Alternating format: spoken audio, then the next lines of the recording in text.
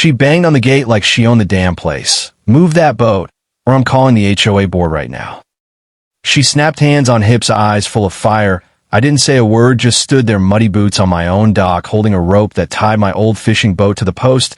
It had been there for years, long before this so-called HOA was even formed. Behind her stood three other people, clipboard guy, muscle guy, and the one holding a phone, probably already filming, hoping to catch me snapping. But I didn't. I just tilted my head and looked at her like I was waiting for her to finish throwing her little fit.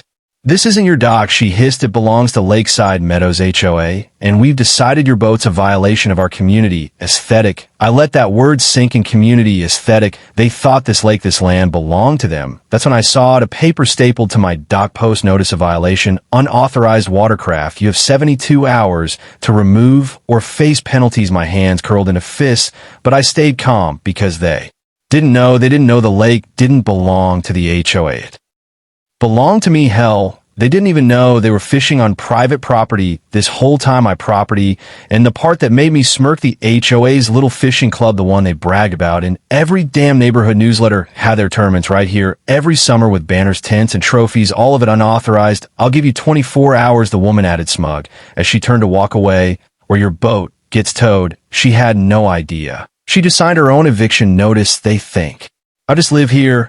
I muttered under my breath, but I own this lake.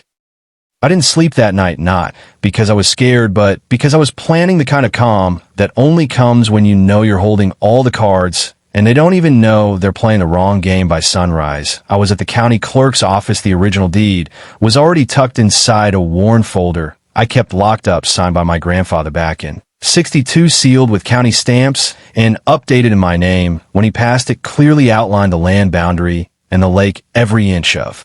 It was private, no easements, no public access, no HOA jurisdiction, but I wasn't just going to tell them. That would be too easy. They needed to feel it. I called up my cousin Marcus, retired Marine, now working legal security, and told him to bring the drone and body cams. If they were going to try and make a scene, I'd make sure the footage was ready for court or the internet, depending on how stupid they wanted to get it noon sharp. I walked out to the dock again. Just as expected, the HOA crew showed up. This time with a tow truck idling behind them and some smug little dude in a polo shirt holding a clipboard like it gave him power. "There he is," Karen said, like she just spotted a wild animal. "You're about to lose that boat, buddy."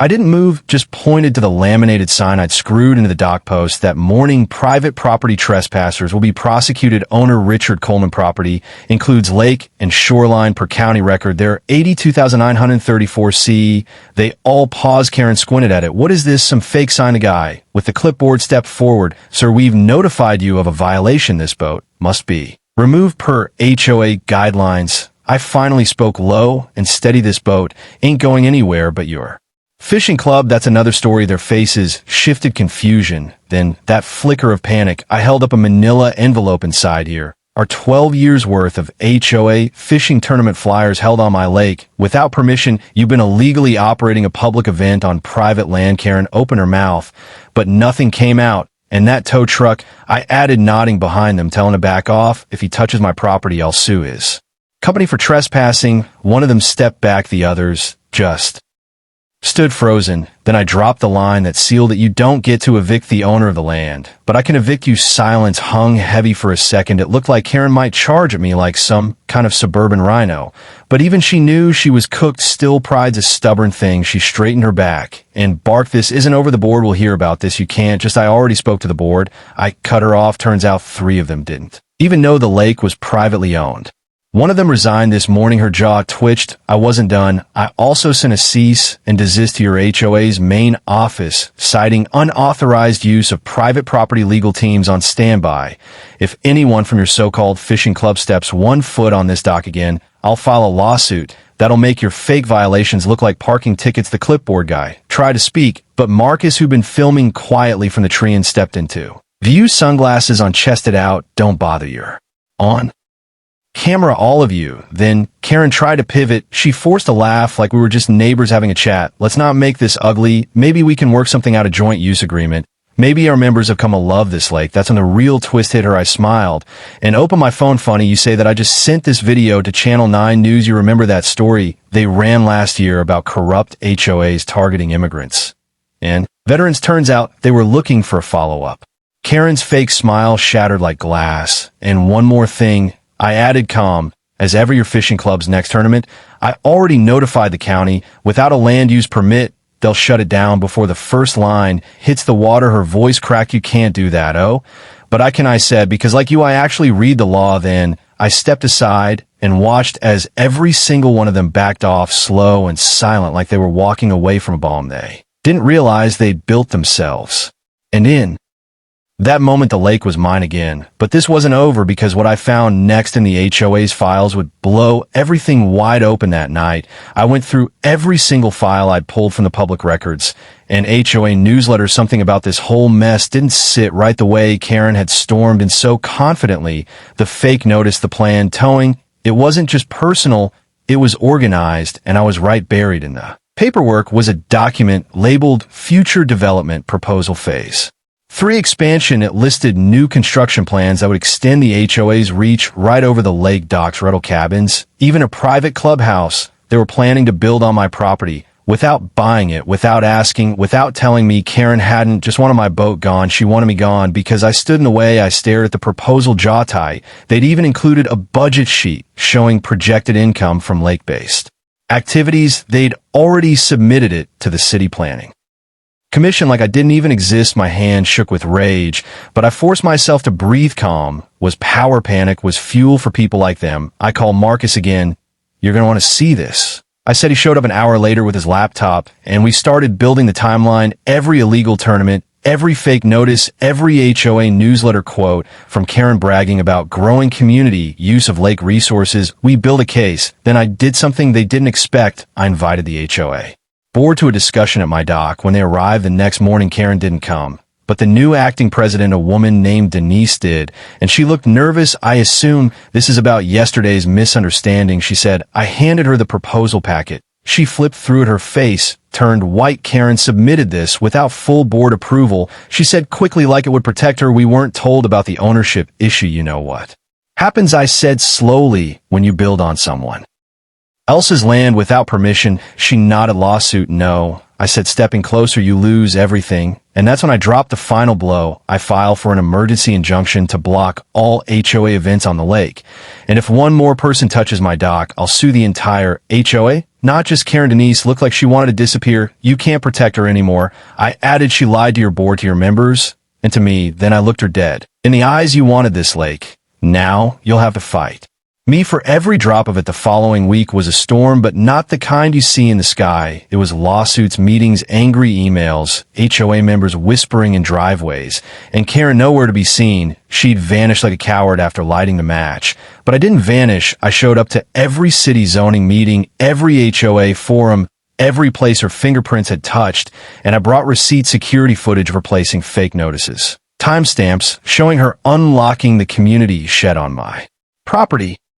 A voice recording courtesy of Marcus, where she openly bragged to another board member, he doesn't even know what he's sitting on. In 6 months, that lake will be ours. That clip went viral. Denise called me 2 nights later. She sounded tired. She's been removed. She said quietly, unanimous vote. We're issuing a formal apology and withdrawing the expansion proposal. I didn't say anything at first. Then I asked, what about the fishing club? She sighed. It's disbanded. Some members are threatening legal action against her. She lied to everyone. It should have felt like victory, but I wasn't done. The next morning, I walked out to the dock, stood at the how he built this place with his bare hands, cast the first line into this lake, and told the A few weeks past, things settled down, or at least on the surface. They did no more fake notices, no more tow trucks creeping around. The HOA newsletter suddenly stopped mentioning community lake events altogether. But peace doesn't always mean safety, because even with Karen gone, her mess had roots deep. One afternoon, as I was replacing the fence along the north edge of the property, a stranger in a suit showed up. Slick hair, leather shoes, holding a folder too clean for someone walking on gravel. Mr. Coleman? He asked, all polite smiles. I didn't answer right away, just kept hammering the nail, and he cleared his throat. I'm with Axton Group Holdings. We're a private real estate firm. We understand you've had some unfortunate issues with the HOA. Now I looked up. He opened the folder and slid out a contract. We'd like to buy the lake, full rights. We're prepared to offer you 7 figures. My hand stopped mid-swing. They weren't just trying to take illegally anymore. Now they wanted to buy their way through The front door probably rebuild Karen's plan, but with lawyers instead of clipboard thugs, I picked up the contract and glanced at it then. I laughed.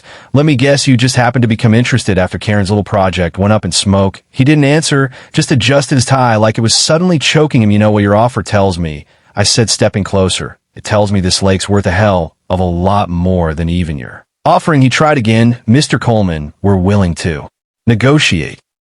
Your grandfather wouldn't have to see this land go to waste. That was the wrong name to bring up. I folded the contract once, twice, then tore it right down the middle. You can tell your bosses, I said, tossing the pieces at his feet, the land's not for sale, and it's sure as hell not for people like you. He turned without a word and walked off fast the way men do when they're not used to being told no. But that visit lit a new fire under me. Karen was just a pawn. There was something bigger at play. Axton Group didn't care about fishing or rules. They wanted the lake because of what was coming, and if they were circling like vultures, that meant something valuable was under my feet, something I hadn't found yet. I didn't sleep that night either, but this time it wasn't rage keeping me up. It was curiosity. What the hell was under this lake that had Karen lying, lawyers knocking, and corporate suits showing up with $1 million checks the next morning? I went in my grandfather's old workshop. The smell of oil and cedar still lingered like time had frozen there. I dug through the drawers, flipping through maps, blueprints, old survey records. Most of it was familiar until I found one folder buried behind a false panel in the tool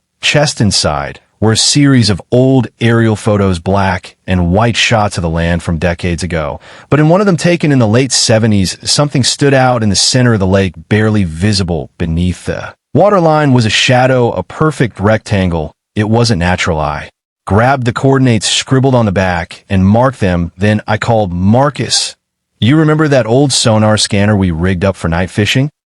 I asked. He laughed. You want to find catfish or bodies? Maybe both. That afternoon, we took the boat out, quiet, just us and the echo of the water. 10 minutes and the sonar pinged there. It was a solid structure, 12 foot down, perfectly aligned with the bank, concrete, flat, wide. Marcus looked at the screen. That's not a rock formation. No, I said, already guessing what it was. It's a bunker. My grandfather had always been a quiet man, Vietnam vet, kept to himself, always told me this land had secrets and that it wasn't just about fishing or peace and quiet. He built this place for a reason, and now I knew Karen didn't just want the lake. She wanted what was beneath it. Whatever it was, my family buried it for a reason, and now they were coming back to dig it up. But they'd have to go through me first. 2 nights later, I caught the first sign. They weren't done. A small drone buzzed over my dock around midnight. Quiet, but not quiet enough. I was sitting in the dark, coffee in hand, just watching the water when it passed overhead, hovered, then zipped off toward the tree, and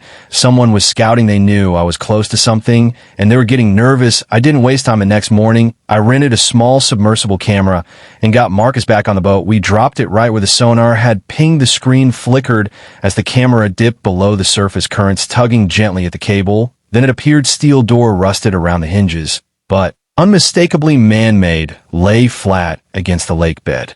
There were markings barely visible through decades of algae and silt. Marcus zoomed in. Is that military? I nodded slowly. Looks like we both stared at the monitor. The lake was hiding something built by the government or someone close to it. I reached out to an old friend, Rico, ex-Navy, now working private security out west. Quiet guy, good, with tech, trustworthy. When I sent him the footage, his reply was short. That's a Cold War asset. You need to be careful. Cold War now. It made sense. My grandfather's silence, his obsession with keeping this land in the family, why he never sold. No matter how hard life got, this lake wasn't just water and fish. It was a vault, and someone wanted the key. That night, I noticed tire track by the edge of the woods. Fresh, not mine. Someone had been on the property. Close, maybe watching. That's when I made a decision. I wasn't just going to defend the lake anymore. I was going to expose what was underneath it, and if they thought they could scare me into silence, they picked the wrong damn dock to circle.